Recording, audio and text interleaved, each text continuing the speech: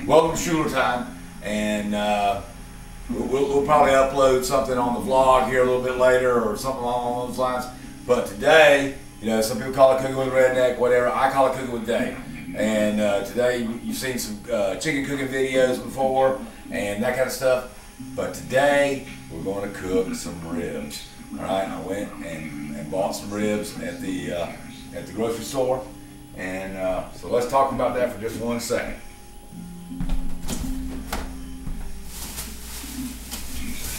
There's absolutely only one, if you want good ribs, there's absolutely only one kind of rib to buy. Now, I'm not necessarily promoting this brand of rib or anything else like that, but basically it is loin back ribs, baby back ribs, short ribs, small, compact, not slag ribs, not big, huge, anything else like that.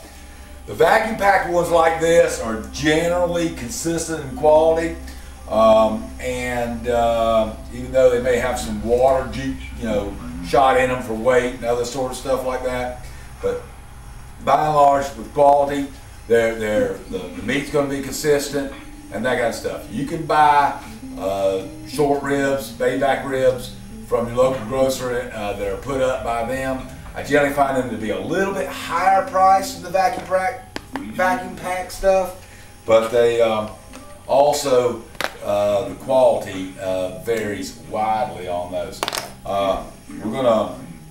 This is kind of a test on this new camera that I just bought, so that I don't have to depend on Uncle Lee all the time for things. The other thing that is essential with barbecuing ribs, and I've used this before, and I've showed you this before, soul seasoning. I've got it right there. All right, makes an excellent barbecue rub. All right, and then the other thing that is always necessary, as far as I'm concerned, is the Strickland's barbecue sauce. Comes hot, comes smoky, comes mild. This is the regular barbecue sauce. It's made right up here in Commerce, Georgia. So it's local products. We're supporting local people, and gotta have that. We're also going to make some slaw and some baked beans. The baked beans are real complicated. These guys make the best baked beans in the world. All kinds of baked beans, onion baked beans, brown sugar baked beans, blah blah blah, all kinds of baked beans. I like the regular ass old baked beans, so that's what we're going to have today. And it's real simple. You open a can, dump them in a pot, heat them up, and they're delicious. No fuss, no muss. I've actually served these people at other cookouts, and they've gone, man, I wish I had a good barbecue bean recipe like this. And I go, it's real simple. Original bush beans. Nothing fancy, no onion, no nothing, just baked beans. So I'm going to get these ribs out and get them cleaned up, and I'm going to show you the most important thing about dealing with barbecue ribs, and that is removing the membrane off the back of them. And I'm going to show you that here. If I can get the camera over and get it in a spot where we can look at that. So we'll have to have a little help from my lovely wife on angling and handling that, but may do a little hand camera on that. But so that's what's coming up next. All right, stay tuned. Okay, boys and girls, I may be real loud because I'm really close to the camera, that kind of sort of stuff. All right, so we've taken the ribs out of the package, and they're laying in the sink. We've given them a little bath, that kind of stuff. Sharp knife or a knife of some sort is sometimes necessary, that kind of stuff. But what you're really trying to do here is get this back membrane off, because that allows the smoke and that allows the flavor to get all the way through your meat while you're barbecuing it.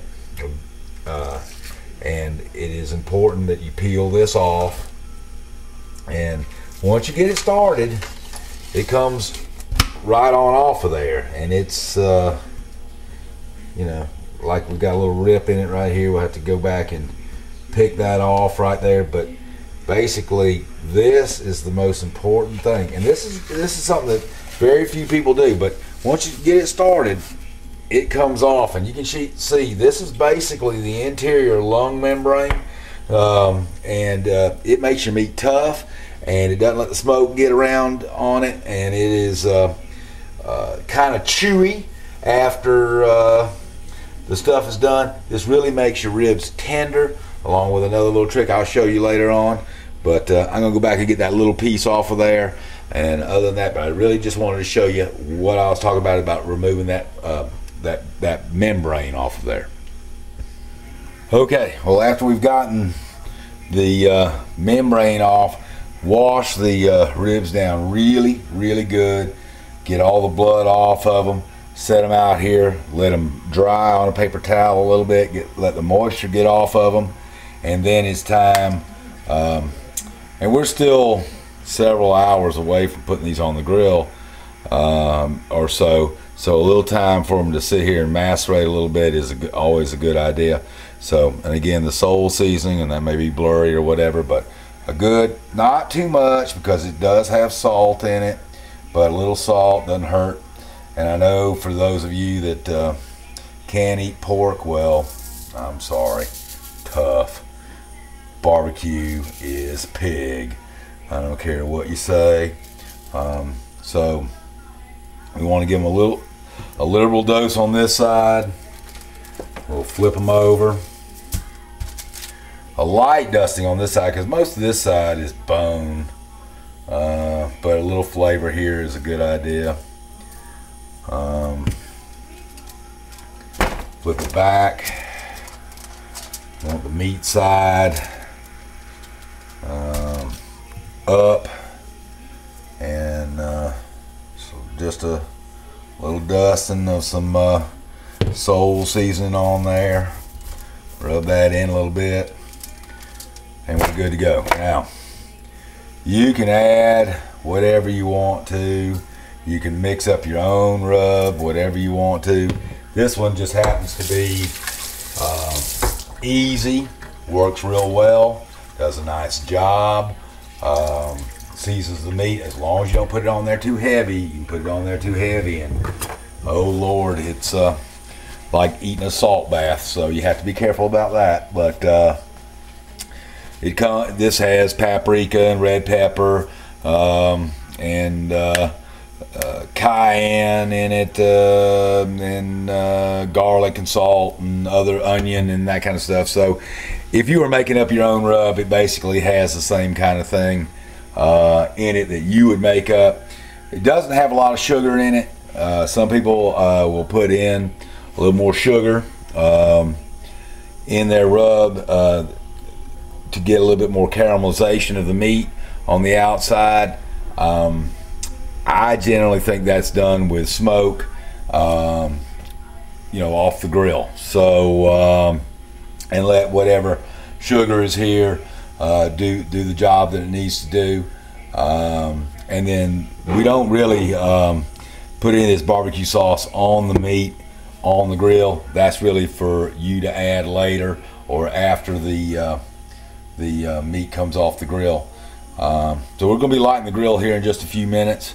But I did just kind of want to show you the prep. It's going to let this kind of sit here for a little bit. We're going to put it in the refrigerator and keep it cool, so you know you don't have any nasty organisms growing on our meat. But it sure does look good. It almost looks good enough to eat right there. So that's where we are. We'll come back and show you a cheap, easy, lazy man slaw. And I already showed you the baked bean secret. So that's what we're going to do. And then we'll go back out here and kind of do the same kind of thing that we did on the chicken, but just with a little bit longer intervals, and we don't have to tend the meat quite as much. And it takes about 3 hours to do this. We're about 2 o'clock right now, so we're going to be firing the grill up, because it takes about 45 minutes to get the grill ready, and then we'll be ready. All right, see you. Bye.